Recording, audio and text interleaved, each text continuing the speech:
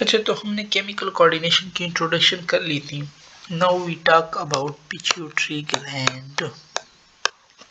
Okay. अच्छा, pituitary gland के लिए हम एक और टर्म यूज करते हैं, हाइपोफाइसिस। ठीक।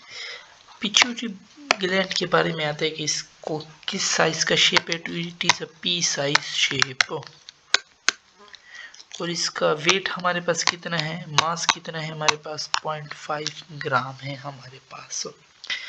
कहाँ पे हमारे पास ये पाया जाता है, बिलो द हाइपोथैलेमस हमारे पास ये पाया जाता है। ठीक। अच्छा, हाइपोथैलेमस के नीचे पाया जाता है, बट एक स्टॉक के जरिए ये हाइपोथैलेमस के साथ अटैच होते हैं। उस स्टॉक को हम क्या कहते हैं, इनफंडिबुलम हम कहते हैं। ठीक है, उस स्टॉक को हम क्या कहते हैं, इनफंडिबुलम।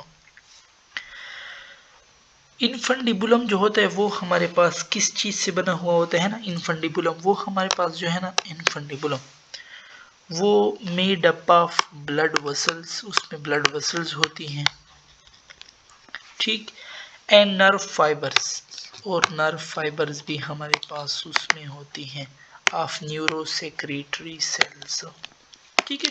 इनफंडिबुलम की कंपोजिशन के बारे में आपसे आ जाए तो it is made up of blood vessels and nerve fibre of neurosecretory cell. अच्छा, पिट्यूटरी ग्लैंड होते हैं ना, उसमें हमारे पास कितने लोब्स हैं, एक इंटीरियर पिट्यूटरी इंटीरियर लोब आ जाते हैं। ठीक है, हमारे पास इंटरमीडिएट लोब आ जाता है, पोस्टीरियर लोब आ जाता है। पिट्यूटरी ग्लैंड के नीचे हमारे पास एक बोन होता है, उसको हम क्या कहते हैं, स्फिनाइड बोन कहते हैं। ठीक, कि the bone below the pituitary gland is known as sphenoid bone. अच्छा, हमारे पास फिर जो एंटीरियर पिट्यूटरी ग्लैंड है ना, इसके लिए हम टर्म यूज करते हैं मास्टर ग्लैंड, क्योंकि ये 6 हार्मोन ऑलमोस्ट रिलीज करते हैं, 4 ट्रॉपिक जो आगे और सेक्रेशन भी हमारे पास करते हैं। ठीक है, और ये फिर हाइपोथैलेमस से जो रिलीज होते हैं उन पे एक्ट करता है हमारे पास। ठीक है।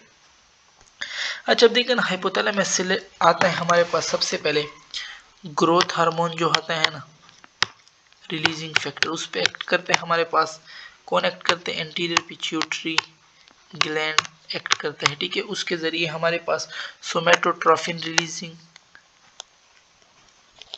ठीक, somatotrophin. Growth hormone inhibiting factor जब आता है,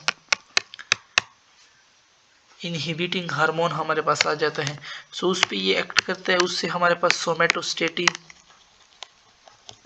ठीक है, अगर इनहिबिटिंग हो तो उसको हम सोमेटोस्टेटिन कहते हैं। वो क्या करता है, इनहिबिट ग्रोथ हार्मोन को रोकता है, उसको रिलीज नहीं करने देता हमारे पास। इसी तरह गोनेडोट्रोफिन रिलीजिंग हार्मोन आता है, उन पे एक्ट करते हैं हमारे पास, तो FSH भी हमारे पास रिलीज होते हैं, LH भी हमारे पास रिलीज होते हैं। ठीक है, बोथ आर गोनेड्स।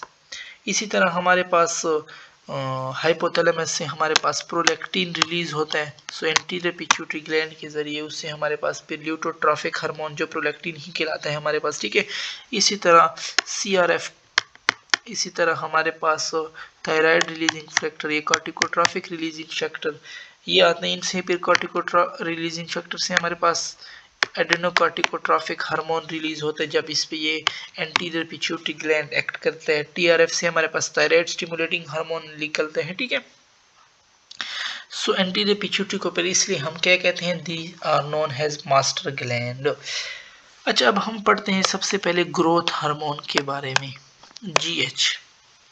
ये पूरी जिंदगी सिंथेसाइज्ड ऑल लाइफ, ठीक है, हमेशा ये हमारे पास बन रहा होता है ग्रोथ हार्मोन। इसका फंक्शन हमारे पास क्या है, प्रोटीन की जो सिंथेसिस होती है हमारे पास उसको इंक्रीज करता है। ठीक, बोन को लेंथिंग करता है, मसल की हमारे पास ग्रोथ करता है, ये हमारे पास ग्रोथ हार्मोन के फंक्शन में आते हैं।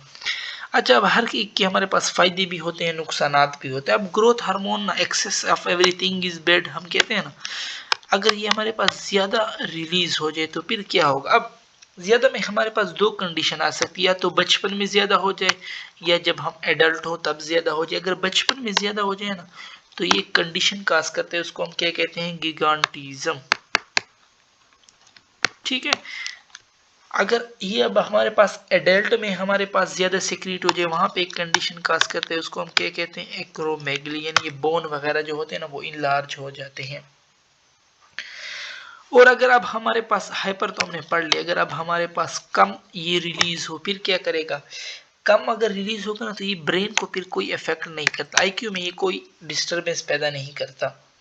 अब अगर ये हमारे पास बच्चों में कम रिलीज होना तो वो पिट्यूटरी ड्वार्फ होता है, बॉडी बाकी उसकी सही होती है बट अगर पिट्यूटरी ड्वार्फ होता है यानी आईक्यू में कोई इफेक्ट नहीं होता, वैसे हमारे पास हाइट वगैरह बहुत ज्यादा उसकी छोटी होती है, ठीक है।